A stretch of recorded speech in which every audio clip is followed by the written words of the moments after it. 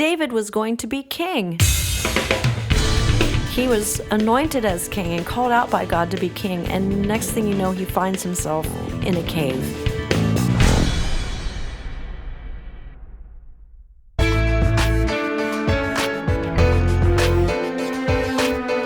Welcome to the Brand New Me podcast. I'm Frances. And I'm Pam. And we are two women passionate about helping others thrive in life, not just survive. In each episode, we're going to find creative ways to offer hope for your future through our own life experiences. So join us every week as we learn together that we really can be a brand new me.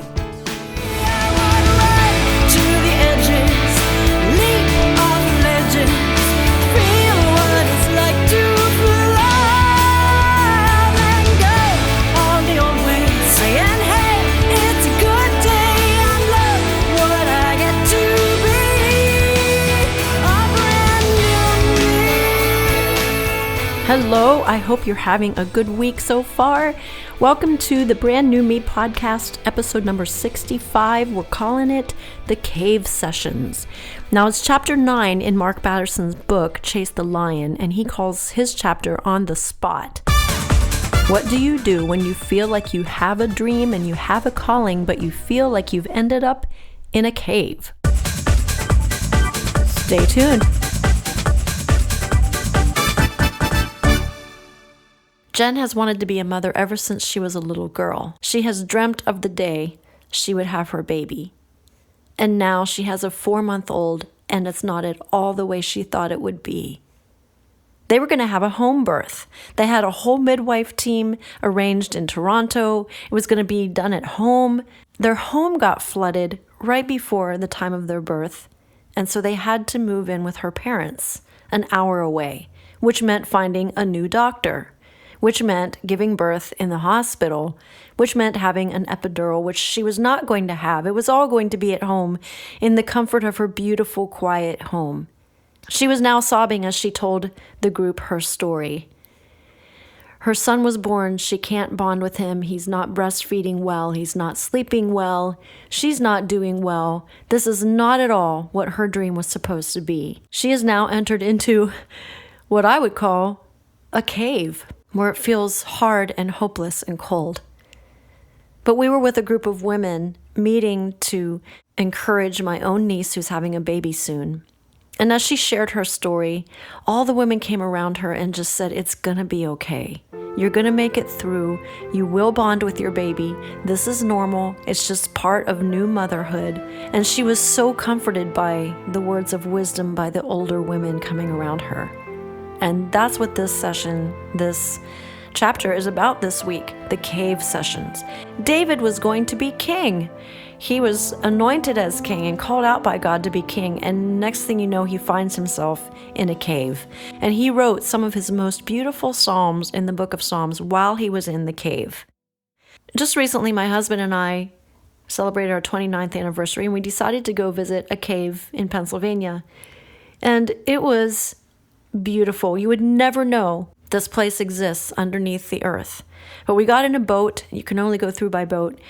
And we were in the midst of this cave, and all of a sudden you could see the most amazing formations that have been there for hundreds and thousands of years, and it's taken them that long to form. And I just thought, wow, in the midst of even this dark cave, when we entered in, there was beauty. Pam, you already told me.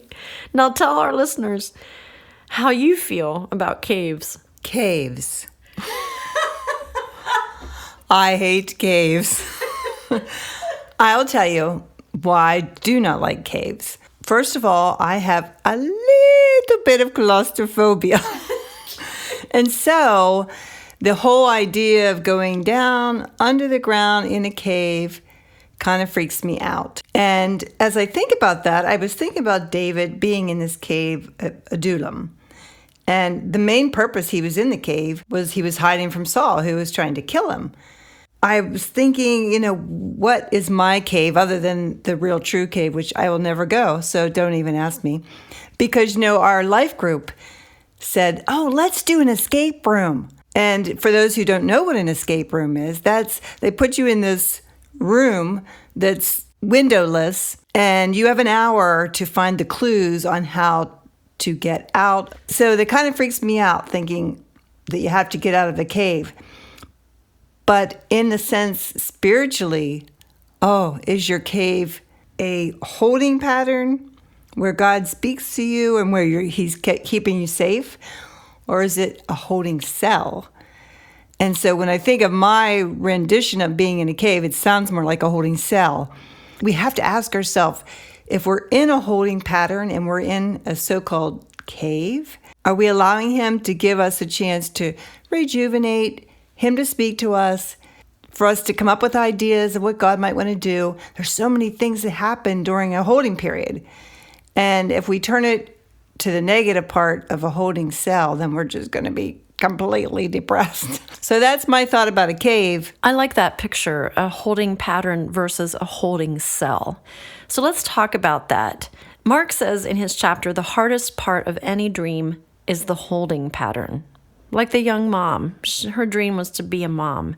But I'd say she's in a holding pattern right now of getting used to her body has changed, her life has changed, and she's starting to find some good things about this new place in her life, like the fact that she got to spend time with her mom, and she actually loves her new doctor that she had to find because they were put out of their home for a while.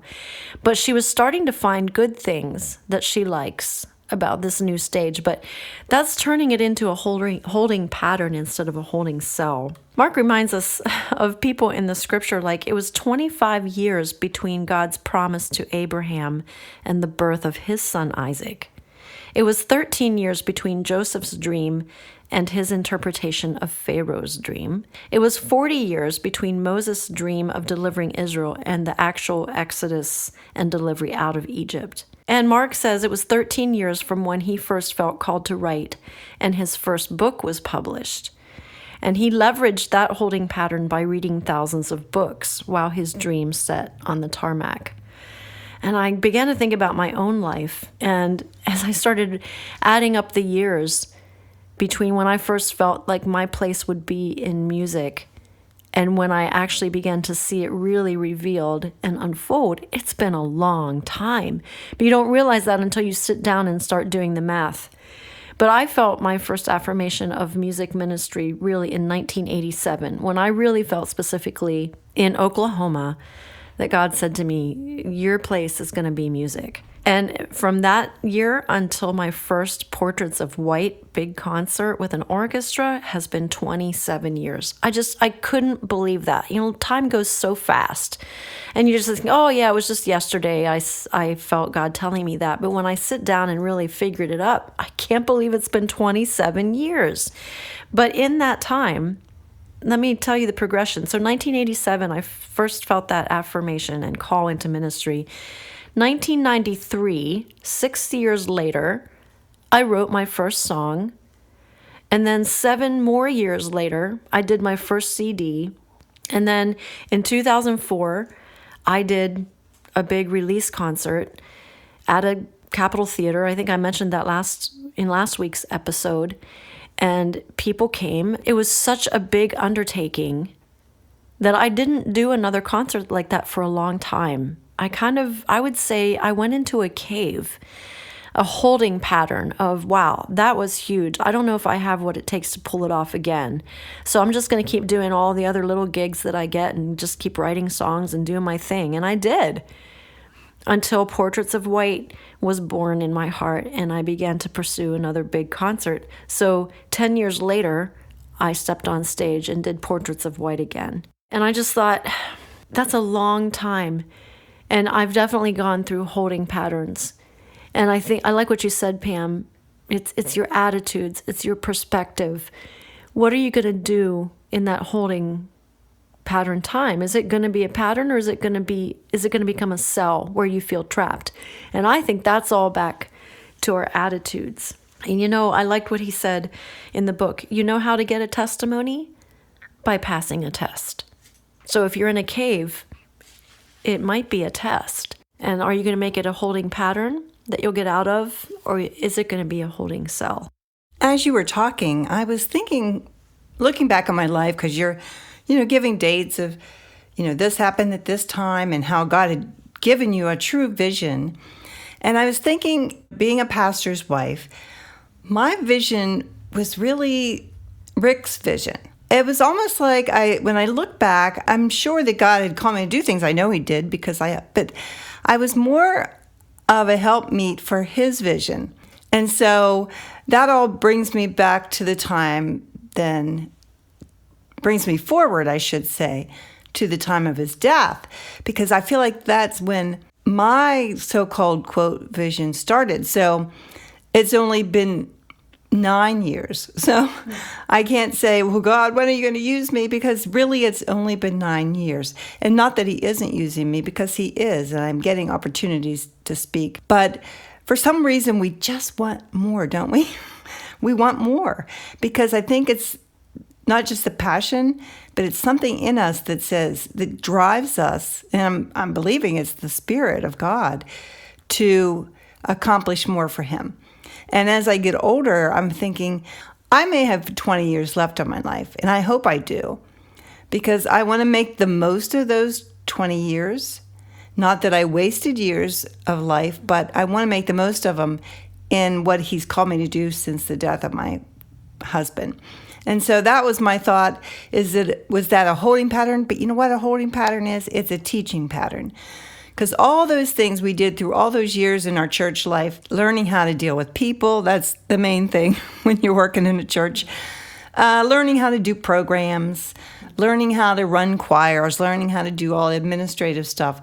All those things are kind of a holding pattern because it's teaching. So we can be taught in our holding pattern. So that's why we can't feel like it's a worthless time in our life or, oh, why am I in this? That's the time when he can really mold us into what he wants to accomplish through us. And so that's how I was kind of looking at it as you were talking. It's like I don't have a dateline, but I kind of do.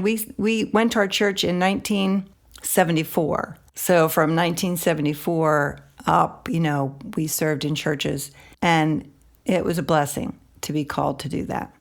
So here's my closing thought.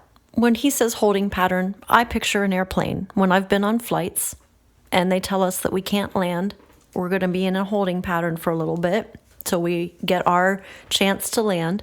Pull out your little tray in front of you, pull out your pen and paper, and start making use of that time on the airplane in your holding pattern.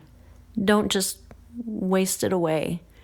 See what God wants to do while you're in that holding pattern.